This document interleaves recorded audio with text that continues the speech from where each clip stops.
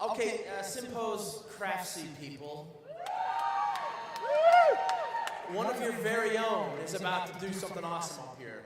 Juel Carty has lived all over Atlanta, New York, Philadelphia. This is her first experience west of the Mississippi, and it is here in Denver where she discovered that assholes make the best entrepreneurs. Let's give it up for Juel.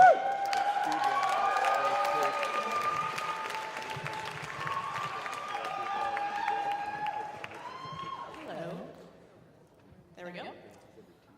So a few weeks ago, I was behind a woman at Starbucks who kept complaining about how slow the line was moving. And the whole line took maybe 5 minutes to get through, but she was still pissed.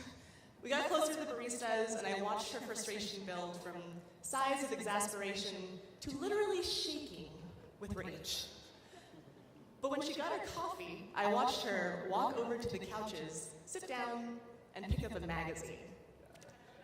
And that was it. There was no meeting she was late for, no appointment she was rushing off to. The baristas had simply dipped into her me time. I kind of gave her the side eye and thought, wow, what an asshole. But the truth is, that woman is probably a lot closer than I am to coming up with the next big thing, because I think that assholes make the best entrepreneurs. Here's my thinking. Assholes are selfish and inconsiderate, and they make huge deals out of things the rest of us put up with because we're decent human beings. But it's that selfishness that creates the urgency necessary for innovation. And when that innovation creates a solution, then we all want in, not just the assholes.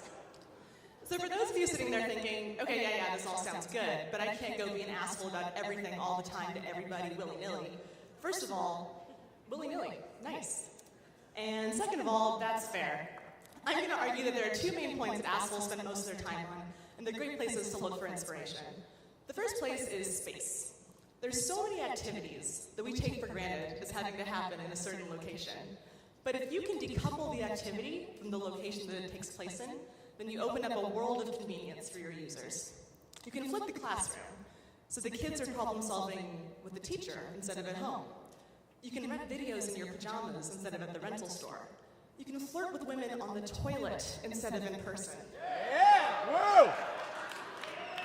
Be an asshole and ask yourself, do I really have to do this thing right here? The second point is time. What activities do you waste time on every day but take for granted is just the way that this thing is done? And there's so many examples of this. For example, for so long we thought it was normal to have literally no idea when that cab was going to show up. But Uber has changed all of that. We thought it was normal to have to wait days or even weeks for books to be delivered. But Kindle has made that whole process instant. I think about this a lot because, as it turns out, I work with a bunch of assholes. I work for a company called Craftsy, which is a craft education company based here in Denver. We bring online content in cooking, sewing, cake decorating, whatever, you name it.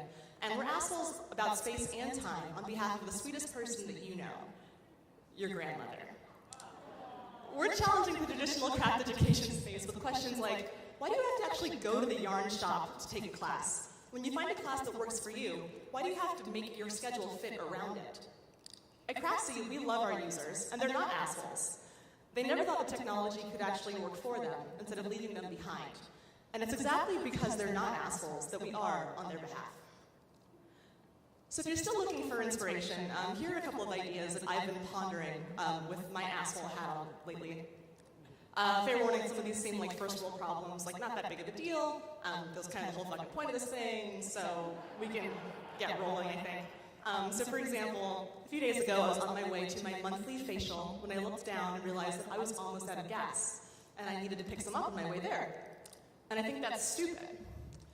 During the week, when I'm at work, my car is just sitting in the garage most of the day. Why can't someone fill it up for me then? Because I have shit to do on the weekends. Just saying. Or last week, I spent an extra $3.50 on a gallon of milk because I wasn't sure if I already had milk in my fridge at home. And I did. And that's bullshit. It's 2013. How are we still trying to figure out this problem? And if I go to your restaurant and you seat me at a table by the bathroom and make me say, I will be damned if I'm going to pay full price for that meal. It is disgusting. People are walking by me on their way back to their table. Don't act like I don't know what you just did in there. Everybody knows what you just did in there. This whole restaurant knows what you just did in there. There's smells and stuff. So next time you find yourself trying to calm down from a frustrating situation, take a second and stop and think, what's the opportunity here that most people are tuning out for the sake of being agreeable? If you take a second and channel your inner asshole, you might be surprised at the opportunities and solutions that you uncover. My name is Juel Carty, and I'm trying to be a bigger asshole every day.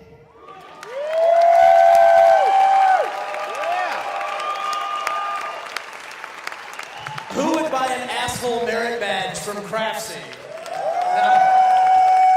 I know people that would be like successful Girl Scouts. You know, they just have all their douchebag and asshole merit badges.